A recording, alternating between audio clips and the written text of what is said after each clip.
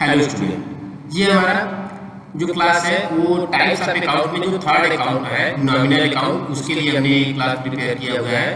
तो ये अकाउंट हम पढ़ लेंगे तो टाइप्स ऑफ अकाउंट हमारा कंप्लीट हो जाएगा। देखिए यहाँ पर है नॉमिनल अकाउंट, जिसे हम नाम मात्र का खाता बोलते हैं।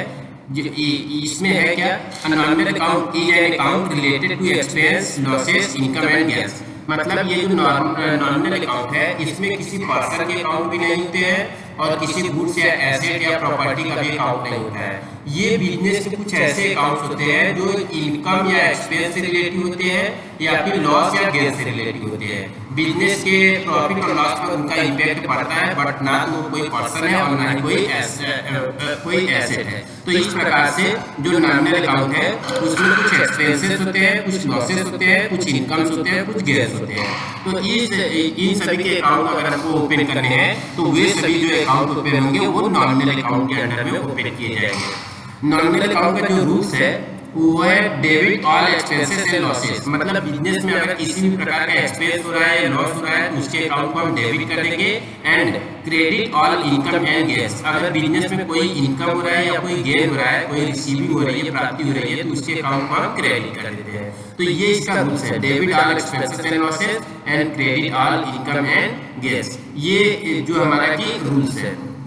तो इसके अकॉर्डिंग हम इसमें क्वेश्चन को सॉल्व करते हैं। अब इसमें एग्जांपल्स में क्या है, जैसे इसके एग्जांपल्स जो होंगे वो होगा रेंट होगा, सैलरी होगा, कमीशन होगा, वेजेज होगा, डिस्काउंट होगा, बैड डेब्ट होगा, एडवर्टीजमेंट होगा। ये सभी ऐसे आइटम्स हैं जो या तो इनकम से रिलेटेड है या तो एक्सपेंस से रिलेटेड है। ना तो कोई पर्सन है ना तो कोई एसेट है। तो इन सभी के इनकम और एक्सपेंस से रिलेटेड जो भी अकाउंट होता है उनको हम नॉमिनल अकाउंट में इंक्लूड करते हैं। जैसे यहाँ पर कुछ एग्जांपल्स हमने लिखा है, पेड सैलरी। देखिए यहाँ पर सैलरी है, सैलरी ना कोई पर्सन है और ना ही कोई प्रॉपर्टी, ना ही कोई एसेट है। तो सैलरी के अकाउंट को हम नॉमिनल अकाउंट के अंडर में इंक्लूड करेंगे। तो सैलरी, पेड सैलरी है, पेड रेंट है, रिसीव कमीशन है, पेड इलेक्ट्रिसिटी बिल है और अर्न इनकम इंटरेस्ट है।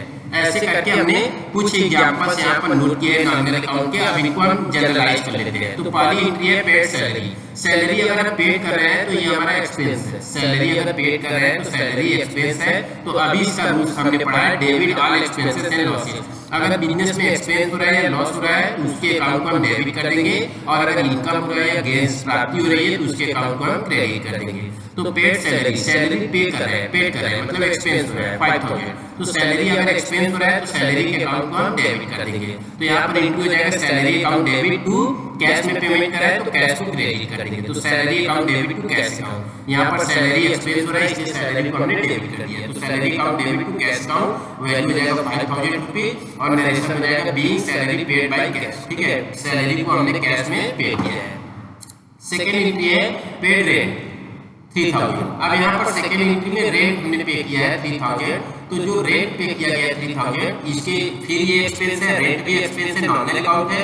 तो रेंट अगर एक्सपेंस हो रहा है तो एक्सपेंस को हम डेबिट कर देंगे। तो rent account debit to cash account. अब इसमें रेंट अकाउंट भी क्या हो जाएगा, डेबिट हो जाएगा, और कैश अकाउंट को हम क्या कर देंगे, क्रेडिट कर देंगे।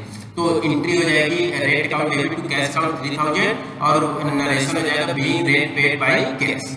नेक्स्ट एंट्री है हमारा थर्ड वाला जो एंट्री था, रिसीव कमीशन 2000। अब देखिए कमीशन रिसीव हुआ है मींस कि अगर कमीशन रिसीव हुआ है तो कमीशन रिसीव हुआ है इनकम हो रहा है हमारा। कमीशन अगर हम रिसीव कर रहे हैं मींस कि ये इनकम है। तो कमीशन अगर इनकम है तो यहाँ पर लिखा गया है कि credit all income and gains. अगर आपको कहीं से इनकम हो रहा है तो उसके अकाउंट को हम क्रेडिट कर देंगे। तो रिसीव कमीशन, कमीशन हमने रिसीव किया है मींस कि कमीशन इनकम हो रहा है तो कमीशन के अकाउंट को हम क्रेडिट कर देंगे, क्योंकि इनकम हो रहा है तो उसके अकाउंट को क्रेडिट किया जाएगा। तो यहाँ पर कमीशन को हम क्रेडिट कर देंगे तो डेबिट क्या हो जाएगा, हमारा डेबिट हो जाएगा कैश। तो इंटू हो जाएगी cash account debit to commission account. तो नरेशन हो जाएगा being commission receive for cash. Commission को हमने कैश में क्या किया है, रिसीव किया है, वैल्यू है 2000 रुपीज। तो ये हमारा commission account debit to cash account हो गया, क्योंकि हमने कमीशन रिसीव किया था और कमीशन रिसीव करने पर ये हमारा इनकम होता है। नेक्स्ट एंट्री है फोर्थ है paid electricity bill 1500। Electricity bill को हमने पे किया है, पे किया मतलब ये हमारा एक्सपेंस है, बिजनेस का एक्सपेंस है। इलेक्ट्रिसिटी बिल हमने पे किया है, एक्सपेंस है। तो एक्सपेंस है तो इलेक्ट्रिसिटी बिल के अकाउंट को हम डेबिट कर देंगे।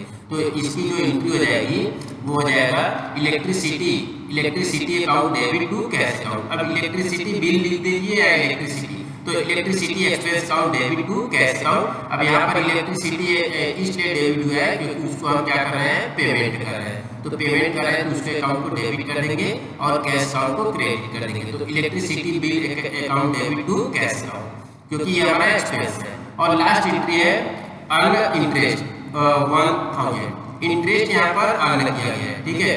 तो इंटरेस्ट अर्न मतलब रिसीव हो रहा है। तो इंटरेस्ट अगर रिसीव हो रहा है तो वो इनकम है। इंटरेस्ट रिसीव हो रहा है वो इनकम है। तो इनकम हो रहा है तो उसको हम क्रेडिट कर देंगे। और डेबिट क्या कर देंगे, अगर बैंक के थ्रू इंटरेस्ट रिसीव हो रहा है तो बैंक को डेबिट कर देंगे, नहीं तो कैश। तो यहाँ पर कैश या बैंक दोनों में कर सकते हैं। तो यहाँ पर डेबिट किया गया है bank account debit to interest receive account. तो यहाँ पर इंटरेस्ट हमने क्या किया है, रिसीव किया है, तो इसलिए ये इनकम है। इनकम को हम क्रेडिट करते हैं तो एंट्री हो जाता है bank account debit to interest receive account. ये हमारा ट्रांजैक्शन कंप्लीट हो गया। तो इस प्रकार से हमने तीनों अकाउंट को कंप्लीटली पढ़ लिया है, पर्सनल अकाउंट, रियल अकाउंट और नॉमिनल अकाउंट। इन तीनों अकाउंट के जनरल एंट्री हमारे सॉल्व हो चुके हैं, सेपरेटली हमने सॉल्व कर लिया है। अब फर्दर नेक्स्ट जो क्लास होगी उसमें हम लोग मिक्स एंट्री को पढ़ना शुरू करेंगे, जिसमें तीनों अकाउंट से रिलेटिव एक साथ एंट्री आएगी और उसको हम क्या करेंगे, सॉल्व करेंगे। तो इस प्रकार से हम मिक्स एंट्री को क्या करेंगे, पढ़ेंगे। यहाँ पर देखिए एक चीज हम आपको बता दें कि अगर किसी भी एंट्री को सॉल्व कीजिए तो 2-3 स्टेप को आप लोग फॉलो कीजिए। अगर उस स्टेप को फॉलो कर रहे हैं तो फिर आपकी एंट्री को गलत होने की संभावना बहुत कम हो जाएगी। पहला स्टेप ये आप लोग ये ध्यान दीजिए कि जो एंट्री आप लोग पढ़ रहे हैं, जो ट्रांजैक्शन पढ़ रहे हैं, सबसे पहले फोकस कीजिए कि वो किस अकाउंट से रिलेटिव है, पर्सनल अकाउंट या रियल अकाउंट या नॉमिनल अकाउंट। अगर कोई नाम आया है तो वो पर्सनल अकाउंट होगा, कोई गुड्स है तो रियल अकाउंट होगा, एक्सपेंस है या इनकम है तो नॉमिनल अकाउंट होगा। जब ये आइडेंटिफाई हो जाता है कि कौन सा अकाउंट है, ठीक है, पहला स्टेप कि आपको आइडेंटिफाई करना है कि वो कौन सा अकाउंट है, पर्सनल है या रियल है या फिर नॉमिनल अकाउंट है। तो आइडेंटिफाई हो गया कि पर्सनल है या रियल है या नॉमिनल है, देन आपको फिर क्या करना है कि उस अकाउंट के रूल्स को आपको याद करना है। जैसे पर्सनल अकाउंट था तो पर्सनल अकाउंट का rules debit the receiver and credit the giver. अब इस अकाउंट के अकॉर्डिंग इस रूल्स को आप लोग याद कीजिए और उस रूल्स को ट्रांजैक्शन जो आप पढ़े हैं उसमें उसे फिट कीजिए। तो उसमें देखिए कि उसमें क्या चीज डेबिट, कौन सा नाम है तो डेबिट होगा या क्रेडिट होगा। तो उसमें आइटम को देख लीजिए कि वो आइटम उस रूल्स के अकॉर्डिंग क्या डेबिट होगा और क्या क्रेडिट होगा। बस उस डेबिट और क्रेडिट के रूल्स को उसमें अप्लाई कर दीजिए और आपकी एंट्री सॉल्व हो। तो इस स्टेप को अगर आप फॉलो करते हैं तो आपके किसी भी एंट्री के गलत होने के चांसेस बहुत कम होंगे। इस प्रकार से आप सारी की सारी एंट्री को सही रूप से सॉल्व कर सकते हैं। और ये हम बाकी क्वेश्चन यहाँ पर सॉल्व करेंगे 1 बाय 1 करके। तब तक के लिए ये वीडियो आप लोग लाइक कर लीजिए, चैनल को सब्सक्राइब कर लीजिएगा, क्योंकि आगे फर्दर वीडियो जो बनाएंगे आप लोगों को आसानी से मिलता है, उसका नोटिफिकेशन आप लोगों को मिलता है। Thank you.